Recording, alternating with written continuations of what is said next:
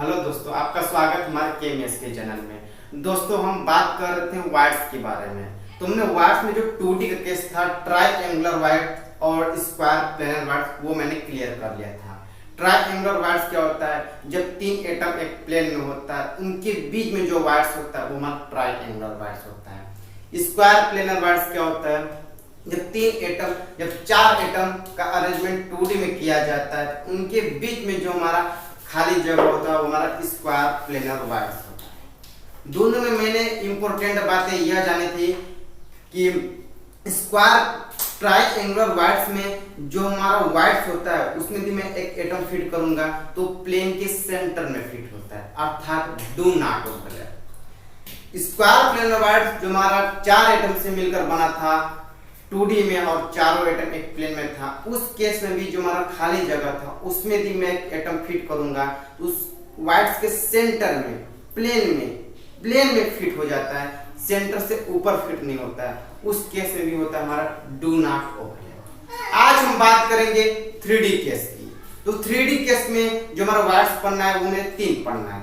एक हमें पढ़ना है टेट्राहेड्रल वायर्स, उसके बाद मुझे पढ़ना है ऑक्टाहेड्रल वायर और लास्ट पढ़ना मुझे क्यूबिकल वायर्स। तो आइए चलते हैं हम टेट्राहेड्रल वायर्स की तरफ। तो जानिए टेट्राहेड्रल वायर्स क्या होता है। टेट्राहेड्रल वायर जिसे हम शॉर्टकट में टीवी कहते हैं। जब तीन एटम एक प्लेन में होता है, मैंने कहा जब तीन एटम एक प्लेन में होता है और जेड डायरेक्शन से एक एटम को आप ऊपर से फिट करेंगे। तीन एटम आपका एक प्लेन में होता है, जेड डायरेक्शन से एक एटम आप ऊपर फिट करेंगे तो जो उनके बीच में वायर्स होता है वो हमारा होता है टेट्राहेड्रल वायर। समझिए ऐसे में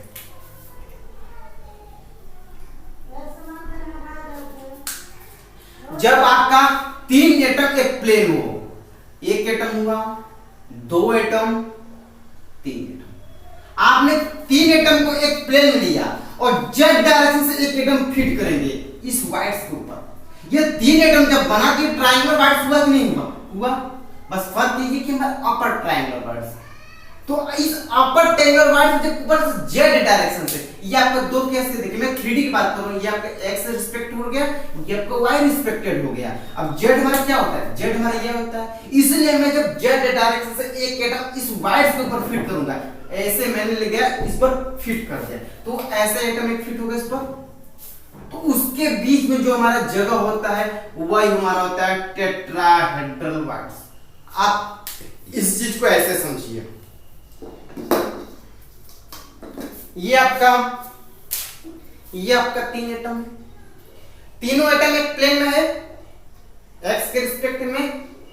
चलिए अपर की कैसे बात करते हैं, x के रिस्पेक्ट हो गया, y के रिस्पेक्ट। मुझे z डायरेक्शन से ऊपर से फिट करना है तो मैंने एक एटम लिया, मैं ऐसे ले गया, ये मैंने ऐसे फिट कर दिया। तो ध्यान से देखिए, तीन एटम आपके एक प्लेन में है, ऊपर से आपने इस एटम को जेड डायरेक्शन से फिट कर दिया तो जो इसके बीच में खाली जगह होता है वही होता है हमारा टेट्राहेड्रल वायर्स। जब तीन एटम एक प्लेन में होता है और जेड डायरेक्शन से मैं ऊपर से एक एटम फिट करता हूं तो उसके बीच में जो हमारा खाली जगह होता है वो हमारा होता है टेट्राहेड्रल वायर्स। ये डेफिनेशन हो गया टीवी की। आइए हम टेट्राहेड्रल वायर्स में मेन कौन से पॉइंट है जो हमारे दृष्टि से काफी इंपॉर्टेंट है उसको हम स्टडी करते हैं। तो नोट में पहला पॉइंट डालिए,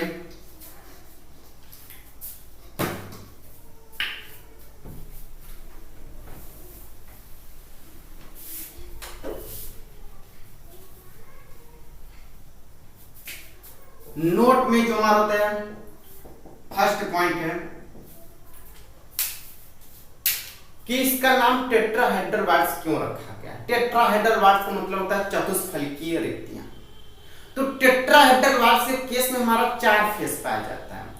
जब हम टेट्राहेड्रल वायर्स की बात करते हैं उस केस में हमारा चार फेस पाया जाता है, उसी चार फेस के अकॉर्डिंग इसको टीवी नाम देते हैं, अर्थात चतुष्फलकीय रिक्तियां। अब नोट में पहला पॉइंट हमारा ये हुआ कि टीवी में हमारा चार फेस पाए जाते हैं। आइए देखें कैसा चार फेस है।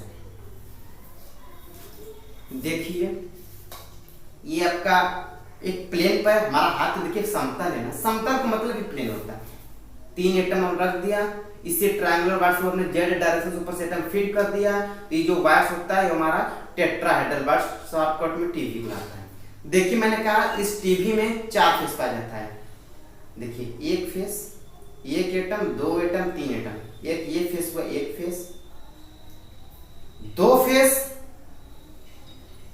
इसके पीछे 3 फेस और एक नीचे से आपका 4 फेस। समझिए यहां से प्लेन गुजारे तो एक फेस हो गया, 2 फेस हुआ, 3 फेस हुआ और नीचे से 4 फेस। टीवी में हमारा टोटल 4 फेस पाया। पहली पॉइंट। दूसरी पॉइंट कि मैंने जब ट्रायंगुलर वायर्स और स्क्वायर प्लेनर वायर्स की बात की थी तो जो वायर था उस सेंटर में, उस प्लेन में फिट हो जाता था। क्या यह बात टेट्राहेड्रल वायर्स में होता है? नहीं। टेट्राहेड्रल वायर्स जो होता है उसका जो जगह होता है, ये जो वायर्स होता है टीवी में, यह ट्रायंगुलर वायर्स से बड़ा होता है। समझिए ये आपका ट्रायंगुलर वायर्स है, इसमें थोड़ा जगह है। आप जब ऊपर एटम फिट कर रहे हैं तो ये जो एटम है पूरा अंदर तक तो जाएगा नहीं। ये एटम जैसे अंदर तक जाएगा उससे पहले ये एटम, ये एटम, ये एटम इसको तो आपस में कैच कर लेगा। जब कैच कर लेगा तो इसका जो वायर्स होता है ट्रायंगुलर वायर्स के पीछे बड़ा होता है। उस केस में जो हमारा वायर्स होता है वो उस वायर्स का सेंटर प्लेन में नहीं होता, अर्थात डू नॉट ओवरलैप। तो स्क्वायर प्लेनर वायर्स और ट्रायंगुलर, स्क्वायर प्लेनर वायर्स और ट्रायंगुलर वायर्स में जो हमारा वायर्स का सेंटर होता है वो ओवरलैप करता है। लेकिन टेट्राहेड्रल वायर्स में हमारा जो वायर्स का सेंटर होता है डू नॉट ओवरलैप, अर्थात प्लेन के ऊपर होता है। उस वायर्स का सेंटर प्लेन के ऊपर होता है। ये हमारी दूसरी पॉइंट हो गई। पहली पॉइंट थी हमारा टीवी में हमारा 4 फेस पाया जाता है। दूसरी पॉइंट थी कि टीवी में हमारा जो वायर्स होता है वो डू नॉट ओवरलैप करता है, अर्थात प्लेन के ऊपर होता है उस वायर का सेंटर। आइए हम टीवी में तीसरी पॉइंट जाने कि तीसरी पॉइंट क्या होता है। तो तीसरी पॉइंट हमारा यह है कि टीवी में हर केस में टेट्राहेड्रल वायर जब हम बना देते हैं हर केस में 3 एटम एक प्लेन पर होता है। ध्यान से देखिए, आपने जब ये एटम पकड़ा नीचे से, ये 3 एटम एक प्लेन हुआ, राइट। आप यदि ऐसे पकड़ लेंगे तो ये 3 एटम प्लेन हुआ कि नहीं हुआ? पकड़ लिया आपने, 1 2 3 एटम प्लेन हो, ये वाला जेड डायरेक्शन हो गया। आपने यदि ऐसे पकड़ लिया तो ये एटम 3 प्लेन में हो गया, ये जेड डायरेक्शन से फिट हो गया। क्लियर। चौथी इंपॉर्टेंट बात आती है coordination number of TV.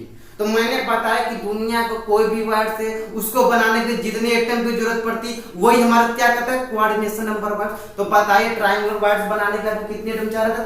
3 atom. Square planar wires बनाने के लिए आपको कितना एटम चाहिए था? स्क्वायर प्लेनर वायर्स आपको बनाना था कितना एटम चाहिए था? 4 एटम। तो आप क्या बनाना था? Tetrahedral wire. तो टेट्राहेड्रल वायर्स बनाने के लिए इसमें कितना है? इस वायर के अंतर्गत 3 एटम है। आपने जेड डायरेक्शन से फिट किया तो ये बीच जो वायर से हमारा टीवी है इसके रिस्पेक्ट में बताइए ये टीवी कितने एटम से डायरेक्ट टच है? ऊपर वाला 1 और इस प्लेन का 3, टोटल 4। तो टीवी के केस में हमारा जो होता है हमारा कोऑर्डिनेशन नंबर 4 होता है। स्क्वायर प्लेनर वायर्स का भी कोऑर्डिनेशन नंबर 4 होता है, टेट्राहेड्रल वायर्स का भी कोऑर्डिनेशन नंबर 4 होता है। दोनों में अंतर क्या है? बस अंतर ये है कि जो स्क्वायर प्लेनर वायर्स होता है वो हमारा 2D का केस होता है और ये हमारा 3D का केस होता है। तो हमारे जो टेट्राहेड्रल वायर्स में 4 इंपॉर्टेंट बात थे वो मैंने क्लियर कर लिया। अब बात आती है octahedral voids. Octahedral voids Hindi अष्टफलकीय रिक्तियां। आखिर आइए हम ऑक्टाहेड्रल वायर्स जानने क्या होता है। ऑक्टाहेड्रल वायर्स जिसे हम शॉर्टकट में कहते हैं ओवेल और हिंदी उसका अष्टफलकीय रिक्तियां। देखिए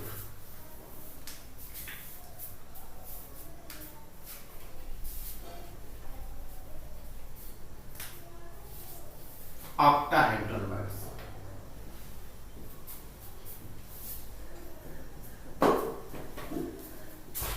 शॉर्टकट में कहते हैं वो भी हिंदी इसका अष्टफलकीय रिक्तियां।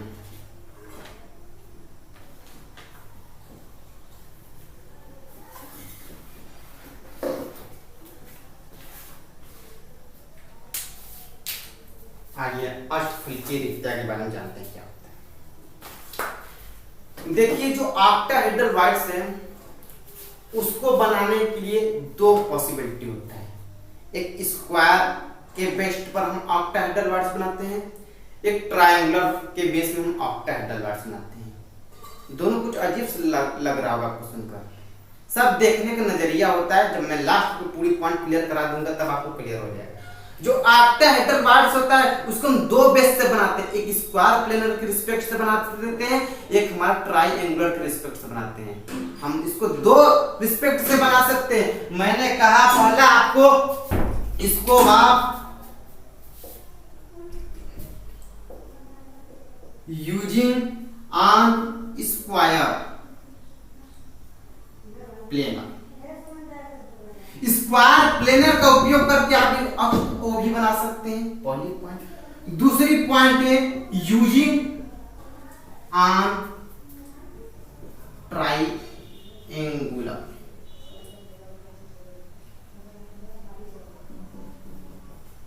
मैंने कहा ऑक्टाहेड्रल वाइड जो था उसको दो बेस से बनाया जा सकता है, एक हम बना सकते हैं यूजिंग ऑन स्क्वायर प्लेनर, एक दूसरा बना सकते हैं यूजिंग ऑन ट्राइएंगुलर। उससे पहले हम ये जान लेते हैं कि हमारा वो भी होता है ऑक्टाहेड्रल वाइड आखिर में होता है जब चार एटम एक प्लेन में होता है, जब चार एटम एक प्लेन में होता है और एक पांचवा एटम प्लेन के ऊपर से फिट कर दीजिए, छठवां एटम प्लेन के नीचे से फिट कर दीजिए, तो उसके बीच में जो हमारा वाइड्स होता है वो हमारा कहता है ओबी अर्थात ऑक्टाहेड्रल वाइड्स। जब चार एटम एक प्लेन पे होता है, जेड डायरेक्शन से ऊपर से एक एटम फिट कर दे और जेड डायरेक्शन से नीचे से एटम फिट कर दे, अर्थात एबव द प्लेन से एटम फिट करने पर और बिलो द एटम से प्लेन फिट करने पर जो हमारा वाइड्स बनता है वो हमारा कहलाता है ऑक्टाहेड्रल वाइड्स। समझिए ये हमारा चार एटम है, चार एटम है, इसको मैंने ऐसे कर लिया, ये चार एटम मेरा हुआ, चार एटम एक प्लेन पर है, मैंने पांचवा एटम प्लेन के ऊपर से फिट कर दिया, छठवां एटम मैंने प्लेन के नीचे से फिट कर दिया, ऐसे। ये चार एटम आपका है दोस्त, पांचवा मैंने ऐसे फिट कर दिया, छठवां मैंने ऐसे फिट कर दिया, तो जो इनके बीच में हमारा वाइड्स होता है वो कहलाता है हमारा ऑक्टाहेड्रल वाइड्स। जब चार एटम एक प्लेन में हो और पांचवा एटम प्लेन के ऊपर से फिट किया जा रहा है और छठवां एटम प्लेन के नीचे से फिट किया जा रहा है, तो उनके बीच में जो वाइड्स होता है वो हमारा ऑक्टाहेड्रल वाइड्स अर्थात वो भी कहलाता है। इसमें सबसे इंपॉर्टेंट देखिए एक बात को बताते रहे, ये चारों एटम देखिए आपस में टच कर रहे हैं, यदि ये चारों एटम दूर दूर हो जाए आपस में टच ना करे तो उस केस में ऑक्टाहेड्रल वाइड्स नहीं बनता है। मेरी बात याद रखिए, मैं जो चित्र दिखा रहा हूं फालतू का चित्र नहीं है, ध्यान से चित्र को देखिए। ये चारों एटम आपस में टच किया है और ऊपर से आपने ये फिट किया तो ये भी चारों टच किया, आपने नीचे से ये फिट किया तो ये भी चारों को टच किया, इस केस में हमारा ऑक्टाहेड्रल वाइड्स बनता है। यदि आप इस चारों को दूर दूर कर दीजिए आपस में टच नहीं करेगा, आप तो इसको जब भी फिट करेंगे तो ये तो चारों को टच करेगा, नीचे से फिट करेंगे ये तो चारों को टच करेगा, लेकिन ये चारों आपस में टच नहीं करेगा, तो उस केस में हमारा ऑक्टाहेड्रल वाइड्स नहीं होता। बिगड़ा हुआ ऑक्टाहेड्रल वाइड्स बोला जाता है, जिसे हम कहते हैं डिस्टॉर्टेड ऑक्टाहेड्रल वाइड्स। जब चारों एटम जो प्लेन में होता है आपस में टच ना करे तो उस केस में जो हमारा वाइड्स बनता है वो डिस्टॉर्टेड ऑक्टाहेड्रल वाइड्स बनता है, और ये सिर्फ और सिर्फ बीसीसी में बनता है। अब दिमाग में से बीसीसी क्या है सब क्लियर करा देंगे। पहले आपकी ये पॉइंट क्लियर हुई, जब चार एटम एक प्लेन पर होता है, जब एक एबव द प्लेन से एटम मैंने फिट कर दिया, एक मैंने बिलो द एटम से मैंने एक एटम फिट कर दिया, उस केस में जो हमारा वाइड्स बनती है हमारा वो ऑक्टाहेड्रल वाइड्स। ये हमारा पॉइंट हो गया। अब बात करते हैं कि इस ऑक्टाहेड्रल वाइड्स का जो वाइड्स है उस वाइड्स में भी एटम फिट कर सकते हैं।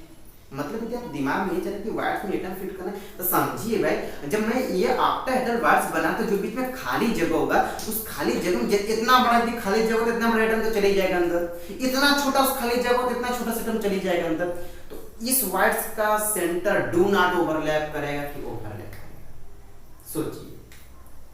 तो होता क्या है इस केस में जो हमारा वाइड्स होता है ओवरलैप करता है, अर्थात जो हमारा वाइड्स बनता है पहले स्क्वायर प्लेनर में फिट हो जाता है। इस वाइड्स का सेंटर प्लेन में होता है, प्लेन में होने का मतलब होता है डून ओवरलैप, अर्थात ऑक्टाहेड्रल वाइड्स में भी उस वाइड्स का सेंटर ओवरलैप करता है अर्थात प्लेन में होता है। दूसरी बात जानते हैं कोऑर्डिनेशन नंबर।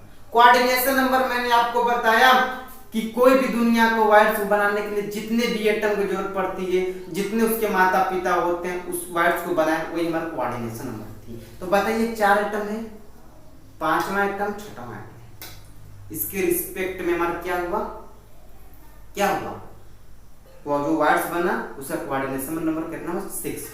तो ऑक्टाहेड्रल वाइड्स का कोऑर्डिनेशन नंबर हमारा 6 ये हमारी बात याद कर लीजिए। आइए हम बात जानते हैं, दूसरी बात एक और बात कि ऑक्टाहेड्रल वायड अष्टफलकीय रिक्तियां, उसको मैंने कहा था टीबी को चतुष्फलकीय रिक्तियां मतलब 4 फेस। ऑक्टाहेड्रल वायड को कहते हैं अष्टफलकीय रिक्तियां मतलब 8 फेस। इसमें 8 फेस कहा जाता है। देखिए 1 फेस, 2 फेस, 3 फेस, 4 फेस। समझिए इसे,